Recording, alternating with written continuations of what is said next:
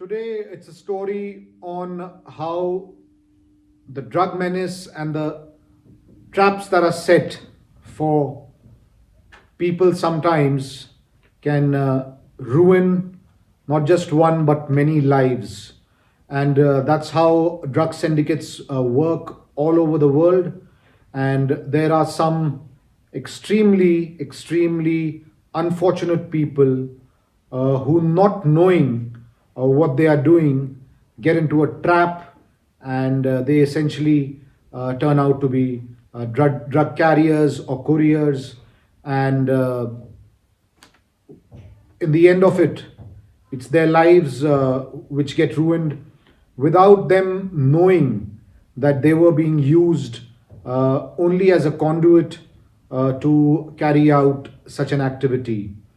And when it's a newly married couple that gets trapped by their own family, by people they trust, then the entire story becomes even more unfortunate and extremely sad. And this story that I'm going to narrate today uh, is of a young couple who had aspirations of living a happy life, but within months of their marriage, just 3 months of their marriage, and they were trapped, and now they are spending time in a jail outside their country, outside India.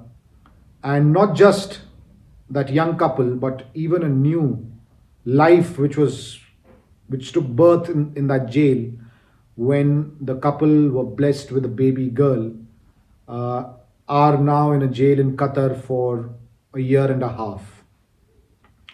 How did they reach there? What exactly transpired? I'm going to tell you.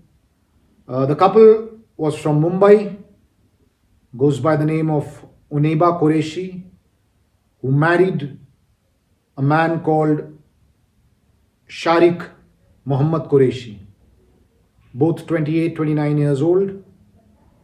A happy marriage. The two families got together and they decided that yes, since the young couple want to spend their life together, why should they have any problems?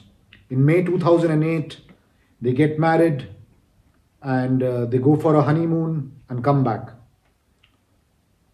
They get back with their lives once they are back, but it's the man's aunt, paternal aunt, who insists that she sponsor a trip, a honeymoon for them. And when the couples say that, why should we go on another honeymoon? We've already been out once on a holiday. Doesn't make sense for us to go again. Uh, then starts a bit of emotional blackmailing, saying that your tickets are booked, your hotels are booked, and all of that will go waste now if you don't avail the trip. Oniba is in fact very skeptical of going because she says that she's pregnant, and there is no need for unnecessary travel because she was expecting her first child in a few months. But her husband's aunt, as I said, continues to insist, saying that everything has been planned, and just because she's pregnant doesn't mean she cannot travel, she cannot fly, the whole world does it. What's the problem here? So finally, on immense insistence, the couple were left with no choice but to avail this holiday that was being sponsored by their aunt.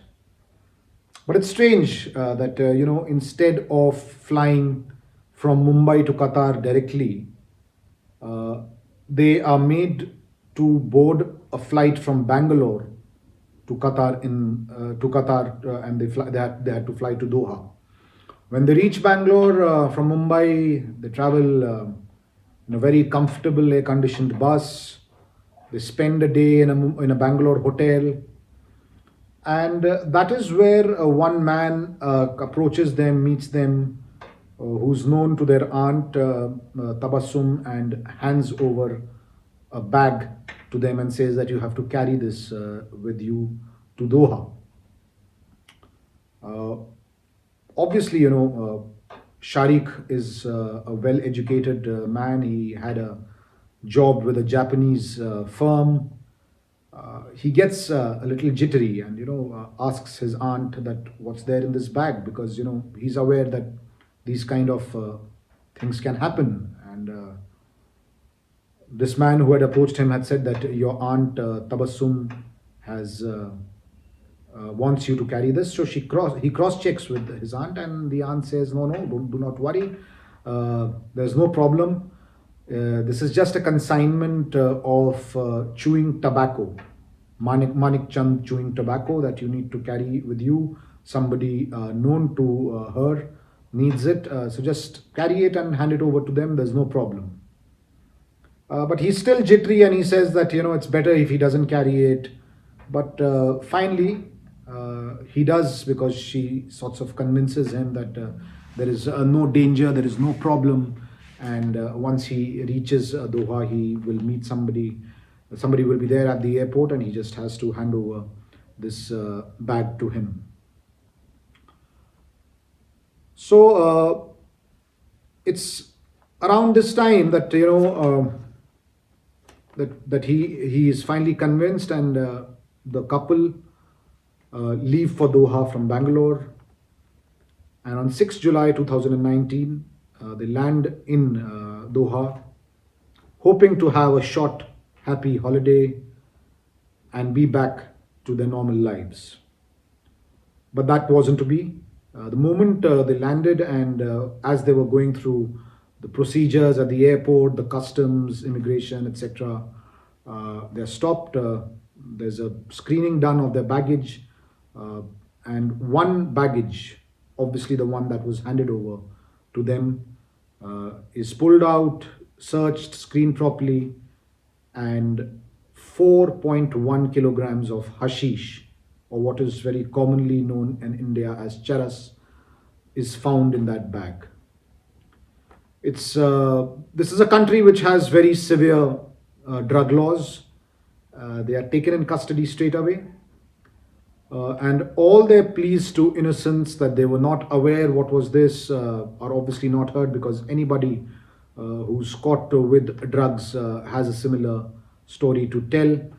They are taken in custody. The legal procedures begin, and the legalities over there don't take very long when it comes to drug, because, as I said, the drug laws are quite stringent. And since they were caught and the seizure was made, obviously the court proceedings were very quick, and finally they were imprisoned. And once they were imprisoned, obviously, at some point of time, their families were informed. But when they were taken in custody, and the families did not get a call from them, and they were unreachable, could not be contacted. Once all of this happened, things unfolded. The couple's family then approached the aunt Tabassum, because she was the one who had sponsored the trip, and she had made all arrangements. So they thought that at least she should know what has happened. And when they told this woman about the couple not getting in touch with the family, she actually confesses to them that this is what had happened. She had handed over a bag which had drugs, and they were taken in custody over there, and they are in jail. Uh, the family did not know how to react. It was a big shock for them, because one, they knew that both the son and the daughter-in-law, and the couple obviously had no clue and no connection with any of these activities. So how could they get caught? And Tabassum says that yes, she had given the baggage to them, and that's the reason why they have been taken in custody. Now the families of both the the husband and the wife, the couple, they get together and they decide what to do. They also travel to Doha. They get to meet the couple. Uh, they meet the officials in the Indian embassy, but nothing could be done because, as I said, they were caught with a big seizure, and all the evidence was pinned against them. And despite them telling that what unfolded and this is what the aunt had to say, nothing really happened, and they had to be in jail.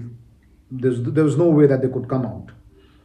Finally, the family back in India in Mumbai decides to give a complaint to the Mumbai police, narrating the sequence of events and how Tabassum had played uh, a very crucial role and, in fact, was the mastermind of this drug nexus. The Mumbai police begins investigation, and in fact, based on the complaint and what they investigated, they do realize that Tabassum is part of a big drug cartel, and they actually arrest a man called Nizam Kara, who happens to be a very close associate of Tabassum and has sent similar couples, similar people sponsoring their trips abroad on these kind of drug courier missions without them knowing. But there was no way that the police could get to Tabassum because, other than what the family had told about Tabassum, they did not have any strong evidence against her, and obviously they could not gather enough evidence to establish the fact that Tabassum was taken. Tabassum was the one who was responsible and instrumental in sending that consignment of drugs through uh, this couple to Doha. When no further action happens, despite an arrest of Nizam Kara, the family then wrote to the Narcotics Control Bureau, and there was one very crucial piece of evidence that the family then pointed out, and as luck would have it, this piece of evidence is obviously going to be very very crucial even in the days to come if this couple has to come back. These were the phone conversations that Sharik was having with Tabassum before he left for Doha, and these are recorded conversations on his phone, where he's saying that he's not comfortable taking this bag to Doha because he doesn't know what's there in it, and that's when Tabassum insists and says that there is no problem, it's extremely safe. And then it becomes clear that Tabassum was perhaps some kind of a ringleader or a very important part of this drug nexus, an international drug nexus, and the NCB swung into action after getting this evidence. The Narcotics Control Bureau then goes to Mumbai. They have a team in Mumbai. They start investigation into the complaint made by the family, and then they also rope in Nizam Kara's wife. She was also part of this nexus, and they in fact get to know that Nizam Kara's wife is also part of this nexus, and in fact she had sent a similar kind of a consignment to Kullu in Himachal. When another team of the NCB reaches Kullu and intercepts these people, arrest these four people, and they tell the entire story, chain of events, that Nizam Kara, his wife, and all of them, and Tabassum, all of them are involved in this, and then it becomes pretty clear that this was a nexus, a cartel being run from Mumbai, targeting such young people, mostly young couples, sponsoring their trips, and in fact, this was their modus operandi. They would lure people, saying that we would sponsor your trip to a particular country, and we will make arrangements for you, and all you have to do is then carry this for us. And vulnerable people, obviously, time and again, get trapped in these cases. uh, After all this, now, the big question is that, how can this couple get released from Qatar? And it's not going to be easy. And remember, in the meanwhile, uh, Oniba has also given birth to her first child in jail. And in fact, this little girl is growing up in a jail outside India, for no fault of hers. And in fact, the NCB, the Ministry of External Affairs, various other agencies, through various diplomatic channels, are now in touch with the government of Qatar. Communications are taking place trying to ensure how the couple can be released and brought back. But obviously, this is not going to be easy. Lots of legal complexities that are involved. And, they are not the only such couple in Qatar, or in perhaps other parts of the country as well. But as far as Qatar is concerned, uh, you know, investigations have revealed through their statements, through their testimonies, that even in jail over there, they have met several other people like them who were lured and who got trapped in this kind of a drug syndicate without knowing what they are doing. So, very, very serious legal implications, diplomatic implications. If this couple has to come back, and if at all this couple comes back, it might open the floodgates for many others, maybe in other parts of the world, who have similar stories to tell. So, how will things, pan out is the big question. But obviously, it's a very, very sensitive subject, drug trafficking. And this is how, a young couple can get trapped very easily without knowing what they are doing. And obviously, when the trap is set by your own relative, by your own paternal aunt, your father's sister, in this case, people you trust, then it gets extremely, extremely difficult to even fathom that, you are being used for an illegal activity. And that's exactly what happened to this young couple. So just let's hope that this young couple, along with their little daughter, can come back home, and the Indian government is successful in convincing their counterparts in Qatar, and the real culprits in this case, who are in India,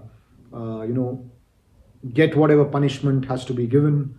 But this young couple and the little daughter, hopefully, at some point of time, will come back. Their parents are hopeful, and in fact, the families are now ruining the fact, why did they let them go on that trip, when when their daughter-in-law and their daughter uh, was saying that there's no point going. They'd already been on a holiday before, so now they are, ruining the fact that they could have stopped them from going on this trip, despite the insistence of their aunt Tabassum.